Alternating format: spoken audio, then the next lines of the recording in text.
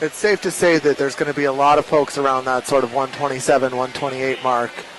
And it really, as I said before, it could come down to hundredths in terms of who makes this final. We've got a couple seeds in this race under 127. We have one very bold 124 seed in here, but generally speaking, for a high school team to put 4 guys in that 128 range, that's a really strong performance. Well, again, as we mentioned, that 125.60 national record set by Bullis back in 2019 could definitely be under threat tomorrow evening in that final. Potentially even today. Sometimes, you see these incredible times coming out of the prelims as we get ready now for Section 3 of the championship 4x200 meter. Yeah, the time qualifiers will keep folks really pushing hard throughout the prelims because you just don't know what's going to happen in another section. Fastest time in this section on paper belongs to the Spokane Speed Academy at 1:28.48. They are in lane 5 in that all red.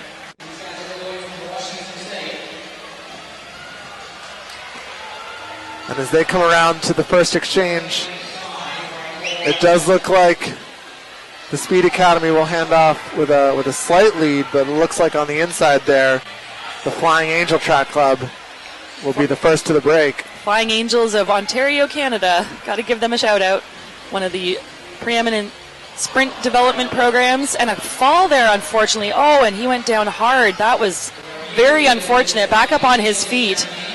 And now it looks like clean exchanges here into our third leg, but really difficult outcome there for, I believe that it might have been Union Catholic who went down. We'll have to get confirmation on that.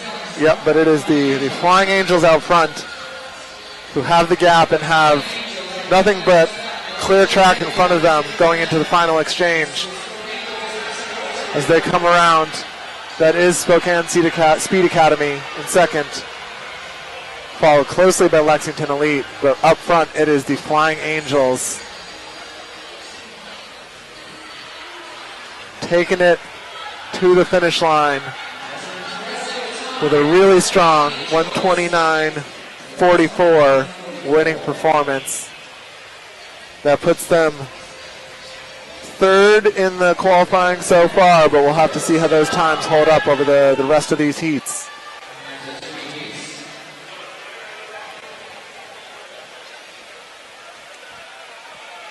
Excellent power down that home stretch. Going to the arms, grimacing only slightly at the line. And it is such an advantage to get a little gap on the field in these tight races because having to hand off with no traffic in front of you is just so much easier than having to do it in a crowd. And once you can, you'll see oftentimes, unlike some of these 4x1 races where you want, your strongest runner on the anchor, there's a really